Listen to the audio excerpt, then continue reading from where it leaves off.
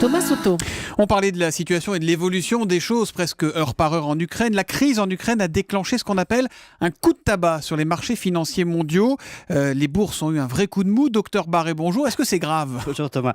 Non, c'est important de le dire. À ce stade, il s'agit d'une crise locale et pas mondiale. Ça n'est pas Lehman Brothers. Mais attention, sur les marchés financiers, on peut très vite passer du local au mondial. Et je vais vous livrer une clé. Il existe un baromètre qui indique la météo des marchés mondiaux. Et évidemment, c'est le dollar. Pour le moment, il a peu réagi. C'est pourquoi je vous dis qu'on est dans une crise locale. Mais ça peut déraper si cette crise s'emballe. Or, nous sommes à 2 doigts de cela. Pourquoi ? C'est à cause de la Russie, j'imagine, impliquée Voilà, dans l'affaire ? c'est le maillon faible. Dans cette crise, vous savez, le levier diplomatique est impuissant, le levier militaire est exclu, il reste donc le levier économique. C'est par l'économie que Moscou est faible, très faible même.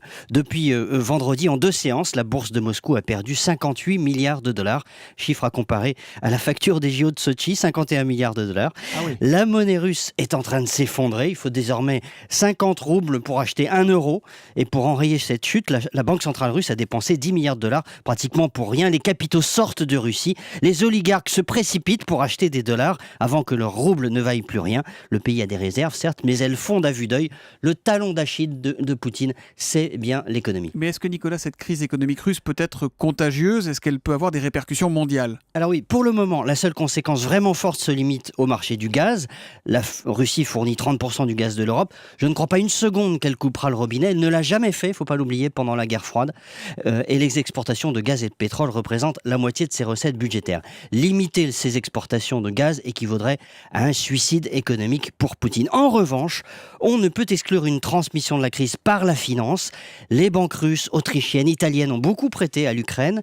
Les banques françaises et allemandes sont beaucoup engagées en Russie. Bref, la crise peut produire une onde de choc assez forte sur les banques européennes.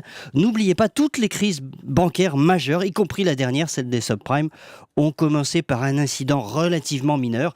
Or, ce qui se passe en ce moment entre Kiev et Sébastopol n'est pas tout à fait mineur. Ça, c'est sûr. Et l'économie sera donc le juge de paix ou de guerre par là-bas. L'édito éco de Nicolas Barré, directeur de la rédaction des Échos, c'est tous les matins à 8h10 sur Europe 1. À demain, Nicolas. À demain. Bonne journée.